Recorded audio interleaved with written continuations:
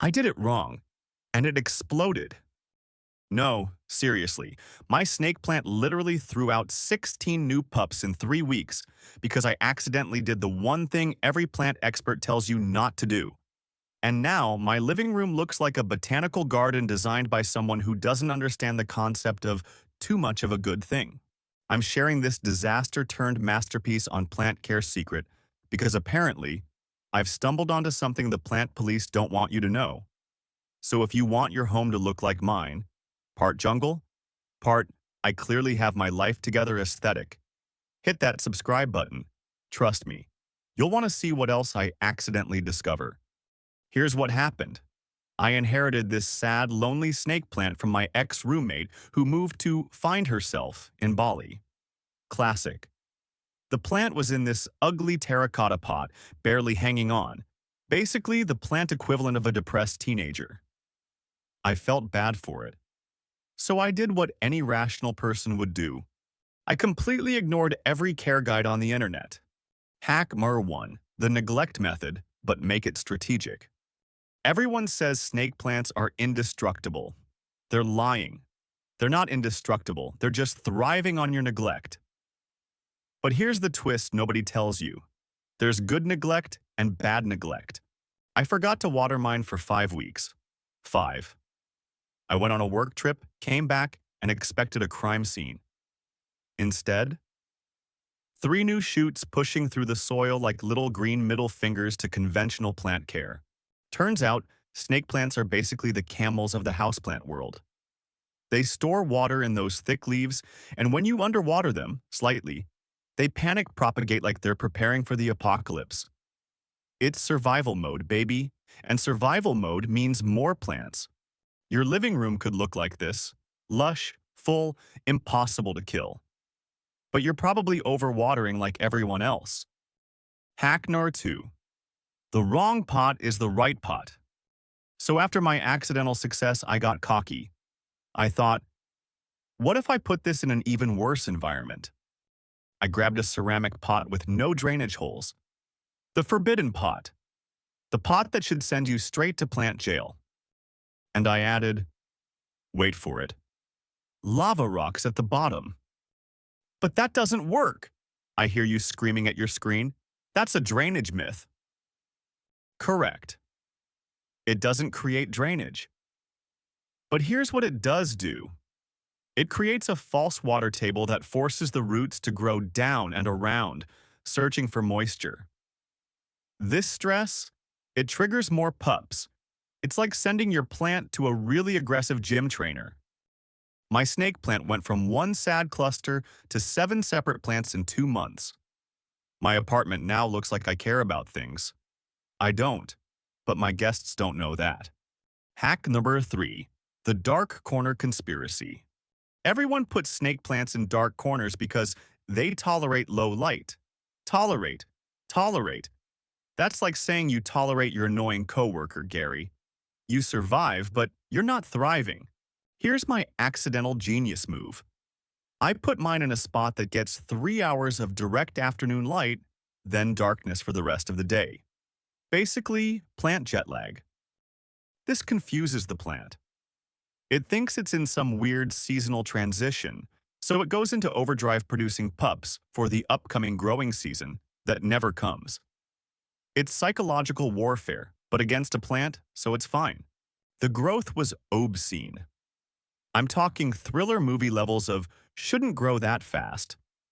If you want your space to look like those Instagram plant influencers without spending $600 on a single monstera, this is how you do it. And if you're not subscribed to Plant Care Secret yet, what are you even doing? We're just getting started. Hack number 4. The thermometer lie. Perfect room temperature for snake plants? 60-85 degrees, right? Wrong. I lived in an apartment with the world's worst heating system. Winter nights dropped to 55 degrees. Summer days hit 90 degrees F near the window. My snake plant experienced more climate chaos than a weather reporter in tornado season, and it loved it. Those temperature swings? They mimic the plant's natural habitat in West Africa, where nights get cool and days get scorching. The plant thinks it's back home, gets nostalgic, and produces babies to commemorate the experience. It's like when you hear a song from high school and suddenly need to call everyone you knew. My collection went from one plant to enough plants to open a small business. I now give them away at parties. People think I'm generous. I'm just trying to reclaim my floor space. Hack trick 5. Starve them, sort of. I didn't fertilize my snake plant for 8 months. Not because I'm some plant care genius. I just forgot fertilizer existed as a concept. Turns out, snake plants on a starvation diet focus all their energy on reproduction instead of just getting taller. It's like they're thinking, times are tough, better make more of us before we all perish. When I finally did fertilize, I used a 2-2-2 diluted solution once every 3 months. Basically, homeopathic plant food. The kind of portion control that would make a nutritionist weep. The result? Compact, thick, gorgeous plants that multiply like they're auditioning for a nature documentary. Your home could have this, that I definitely know what I'm doing energy, that my life is a curated botanical wonderland vibe, but you probably bought expensive fertilizer and use it monthly like a rule follower. Hack number 6. The violent separation method. When my plant got too crowded, I did what the internet said. I gently separated the pups. Just kidding. I yanked them apart like I was breaking up a fight at Thanksgiving dinner. Aggressive, yes. Effective, absurdly. Here's the thing. Snake plants are tough. That whole be gentle advice? That's for ferns. That's for your peace lily that cries when you look at it wrong. Snake plants can handle your aggression. They respect it. I separated 12 pups in about 4 minutes, threw them in pots with barely moist soil, and walked away. No rooting hormone, no careful monitoring, just chaos and audacity. All 12 survived. All 12 are now making more plants. I've created a dynasty, an empire, a problem. Subscribe to Plant Care Secret if you want more plant hacks that sound illegal but aren't. Hack number 7. The random chaos method. Forget watering schedules. Forget your cute little plant apps. I water my snake plants based on vibes.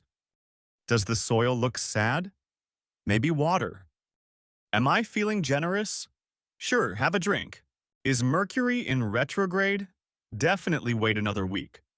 This randomness actually works better than a schedule because snake plants in nature don't get rain every Tuesday at 7 p.m. They get droughts, then floods, then nothing for weeks. By watering irregularly, but always letting soil dry completely first, you're simulating their natural environment. My plants responded by becoming absolutely feral with growth. I now have what interior designers would call a statement piece, and what my landlord calls potential fire hazard due to overcrowding. Your living room could inspire jealousy, pure, unfiltered envy from every guest who walks in. That's the power move. Hack number 8. The dollar store special. I mixed my own soil from the cheapest ingredients possible. Regular potting soil, sand from a hardware store, and perlite I found on clearance because the bag was torn. Ratio? I don't know. I eyeballed it. Probably 40% soil, 30% sand, 30% perlite. Maybe. I wasn't measuring like some kind of scientist. This garbage mixture drains perfectly and costs about $8 to make enough for 20 pots. Those fancy succulent mixes cost $15 for a tiny bag, and they're basically the same thing with better marketing. My snake plants in this sketchy soil are outperforming every plant I ever bought expensive substrate for. It's humbling and validating at the same time. Hack number 9. The patience test you'll fail. I put a snake plant leaf cutting in water and forgot about it for 3 months. It sat on my windowsill, evaporating slowly, collecting dust, generally being ignored. When I finally remembered it existed, it had roots and a tiny pup forming at the base. I planted it. Now it's a full plant. The hack? Literally just abandon your water propagation and let time do the work. Check it occasionally to add water. That's it. That's the whole method. This is how you get 15 plants from one leaf. This is how you become the plant friend in your group. This is how your apartment transforms from "I'm barely surviving" to "I'm thriving" and also probably photosynthesizing. Look, I'm not saying my methods are correct. I'm saying they work. My living room went from one depressed plant to a jungle that makes people stop and ask, "Wait, are you okay? This is a lot of plants." And yes, I am okay. Better than okay. I'm surrounded by life I accidentally created through ignorance and stubbornness. You could have this lush, this dramatic, this "I definitely have my life together even though I absolutely don't" energy. Hit subscribe on Plant Care Secret. Because if I can stumble into plant parent success, imagine what we could do if I actually tried to help you. Hack Number 10. The Propagation Gift Economy. My final hack is pure social engineering. Give snake plant pups to everyone you know. Friends, family, coworkers. That neighbor who always complains about your music. Why? Because now they're invested. They'll ask you questions. You become the plant expert. Your reputation grows. And when their plants multiply because you've taught them these cursed methods, they give you plants back. It's a circular economy of greenery. It's beautiful. It's sustainable. It's possibly a pyramid scheme, but with plants, so it's legal. My apartment is now 40% snake plants by volume. Do I regret it? Only when I'm trying to vacuum. But seriously, subscribe to Plant Care Secret for more chaotic plant advice that actually works. Drop a comment telling me your snake plant horror stories or success stories. Let's build a community of people who succeeded by doing everything wrong.